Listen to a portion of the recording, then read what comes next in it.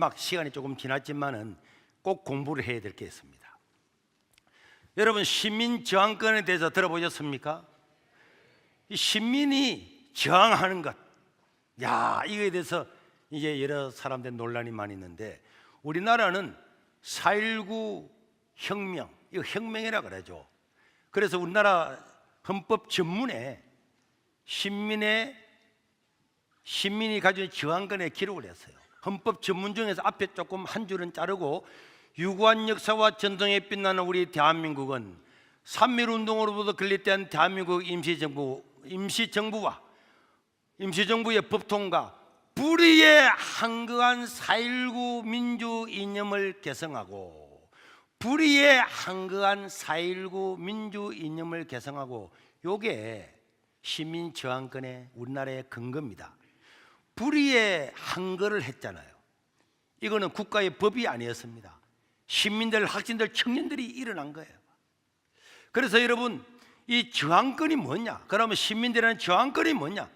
우리나라 헌재에서 결정된 저항권, 헌재 결과로 정립이 되어 있습니다. 우리나라는 저항권은 공권력의 행사가 민주적 기본 절차를 침해하거나 파괴하려는 경우, 이를 회복하기 위하여 국민이 하는 거, 국민이 공권력에 대하여 폭력, 비폭력, 이 폭력이 동반된다는 거예요. 이게 이제 중요한 거죠. 우리는 비폭력만 했는데 국가의 공권력이 잘못되었을 때에 폭력이나 비폭력이나 적극적으로나 소극적으로나 정할 수 있다는 국민의 권리, 국민의 이 권리라는 거예요. 권리이자 헌법 수호 제도를 의미한다. 자, 잘 보세요. 여기에 뭐가 들어갔다고요? 폭력이 들어간 거야. 국가라고 하는 민주적 기본 질서가 침해당하거나 파괴당하려고 할 때에 이를 바로 세워야 되겠다, 회복하기 위해서 국민이 공권력에 대해서 법적으로나 물리적으로나 폭력과 비폭력으로 적극적이든 소극적이든 저항할 수 있다는 국민의 권리이자 헌법을 수호하기 위해서 국민의 저항권이 인정된다는 거예요. 이게 헌법재판소의 판결이었습니다. 그래서 사람들이 너가 윤석열을 인용하면은 저항권을 발동하고 이렇게 말하는 것은 우리나라 헌재에 이런 판결이 되어 있는 겁니다. 이게 국민의 권리이고 헌법 수호 제도라는 이 제도라는 거, 제도.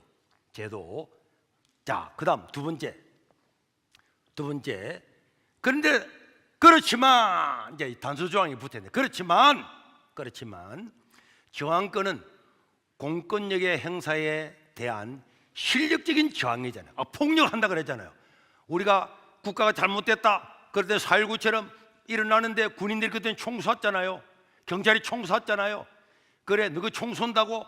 그러면 몽둥이들 우리도 나가는 거야. 나가서 총 쏘는 경찰 군인들 붙는다는 거야. 이게 실력적인 저항이어서 그 본질상 질서 교란의 위험이 수반되므로 저항권을 행사할 때는 개별 헌법 조항에 대한 단순한 위반이 아니고 민주적인 우리나라 국가의 민주적인 기본 질서라는 전체적 질서에 대한 중대한 침해가 있거나 이를 파괴하려는 시도가 있을 때에, 그리고 다른 방법으로는 이미 유효한 구제 수단이 남아있지 않을 때에, 다른 방법은 없고 이 방법밖에 없다, 국민이 폭력을 행사라도 일어날 수 있는 방법 이거 말고는 우리나라의 민주주의와 기본 질서를 바로잡을 길이 없다라고 했을 때에만 적용이 된다.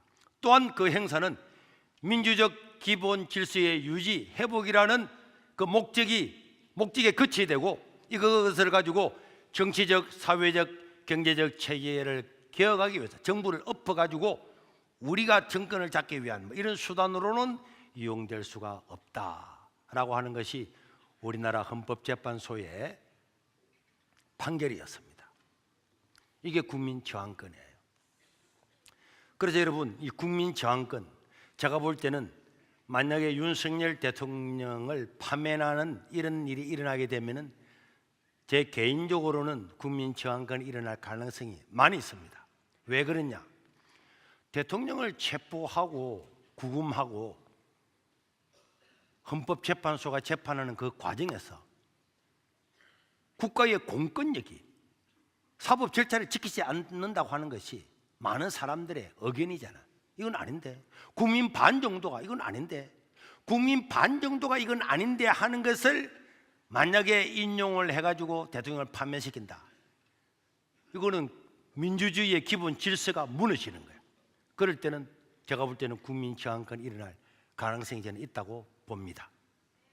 그리고 앞에서 말했던 존 낙서라고 하는 사람도 이 저항권에 대해서 아주 자세하게 기록을 했습니다. 그는 정부의 건의가 하나님께로 온 것은 사실이지만 만약 정부가 하나님을 거스르면 신앙적인 이유로 시민이 저항할 권리가 있다. 이렇게 하고 이 존 낙서는 자기 자신이 스코틀랜드를 지키기 위해서 수비대를 군대를 만들어 가지고 성을 지키고 조직적으로 싸웠던 사람이었습니다. 이 사람의 이런 것들이 조금 급진적이기는 하지만은 이거는 굉장히 중요한 의미가 있는 것입니다. 이 우리가 개신교라는 이 말, 프로테스탄트라고 하는 이 말 자체가 저항한다, 항가한다는 뜻이에요. 우리 이 개신교라는 말 자체가 저항한다는 뜻이잖아요. 그래서 우리는 하나님 중심의 정치관, 그래서 존 낙서는 하나님 중심의 정부가 아닐 때에, 정부가 하나님의 법을 따를 때만 우리가 정당하다고 인정을 하고, 만약 정부가 우상을 숭배하라고 하거나 기독교 신앙을 억압하면은 더 이상 그 권위를 인정할 수가 없다. 그래서 정부는 시민의 신앙을 보호를 해야 되는 역할을 해야 되는데, 만약 정부가 부패하거나 하나님을 대적하면은 시민들은 그들을 바로잡아야 할 책임이 있다. 이렇게 본 것입니다. 그래서 존 낙서는 시민들은 폭군을 제거할 권리가 있다. 신앙을 지키기 위해서는 행동해야 된다. 그래서 이런 것들 때문에 결국은 이 존 낙서 인용을 받았던 이 신학적인 흐름 때문에 칼빈주의, 그 다음에 청교도, 그리고 청교도 혁명과 미국의 독립혁명이 여기서 시작이 된 겁니다. 지금까지는 사람이 가만히 있었거든요. 억압을 해도 그냥 참았거든요. 그런데 존 낙서는 아니다. 하나님을 봐라. 하나님 성경을 믿지 못하게 하거나 하나님을 반역하거나 우상을 숭배하러 강요하거나 이런 정부에는 우리가 순종할 필요가 없다. 그냥 싸워서 이기게 된다. 그런 정부는 무너뜨려야 된다 하는 것이 존 낙서의 일이었어요. 그래서 이 영향을 받아서 청교도 혁명과 이런 혁명들이 많이 일어나게 되었습니다. 자, 이런 것들이 이제 저항권에 대한 내용이었습니다. 여러분, 그래서 정치와 설교, 정치와 문화 어떤 것도 분리가 됩니까? 안 됩니까? 분리될 수가 없어요. 저는 우리 세계로 운암학교를 통해서 이런 학생들이 이 존 낙서의 영향을 받았던 많은 사람이 청교도 혁명을 일으키고 독립혁명을 일으켜서 저 영국이 새로워지고 미국이라는 저런 나라가 탄생했잖아요. 저런 나라가 탄생해서 전 세계 민주주의를 보급을 하고, 여러분들 미국을 욕하면 안 됩니다. 어떤 나라나 정치 체제가 욕 듣지 않고 무한 그런 나라는 없어요. 그러나 미국 한번 보세요. 미국 국민들이 세금 내 가지고 아프가니스탄에 무슨 문제가 났다, 미군이 거기 개입하잖아요. 우크라이나 전쟁이 일어났다, 미군이 가만히 있으면 저거 러시아 넘어갑니다.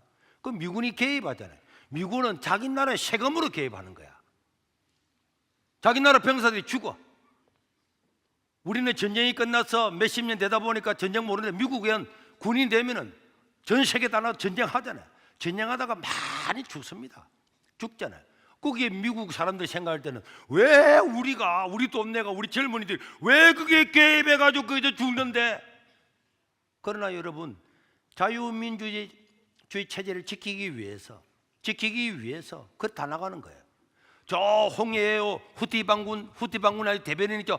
하는 후티 반군 있잖아, 대변인. 그러고 지나가는 막 상선에 폭격하잖아요. 유조선에 폭격하잖아요. 그 미국이 가만히 놔둔다. 우리나라 문제 아닌데 가만히 놔두면 전 세계 물류가 올 수도 없답니다. 기름값이 몇 배로 오를 겁니다. 그렇게 못하도록 미국이 개입합니다.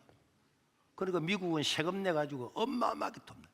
그다음에 뭐 저 아프리카 굶어주는 사람 뭐 백신만 내는 뭐 이런 것들을 전 세계 모든 것을 재정의 30%를 전부 다 미국이 다 되는 거야. 미국이 다 자기 나라 세금을 다 대는데도 미국을 욕하잖아. 이번에 트럼프가 다 잘라붙잖아. 자르고 나니까 왜 자르느냐고. 왜? 우리 돈인데. 미국 국민 같으면요 억울하잖아. 자기 나라 세금 내서 전 세계 가난한 사람, 어려운 사람, 아프리카고 다 도와줘. 우리나라 예산의 몇 배가 되는 걸 다 도와줘. 그 요거 자기 다 얻어먹는 거야. 자유민주주의 체제라고 하는 것을 지키기 위해서, 이런 것을 위해서 존 낙스의 이런 신학적인 토대에서 청교도 혁명과 독립혁명이 일어난 겁니다. 이거는 혁명으로 해야 된다, 싸워야 된다, 싸워야 된다고 하는 신학적인 배경을 존 낙스가 제공했단 말이에요. 국민의 저항권이잖아요. 그래서 저런 나라가 만들어진 겁니다.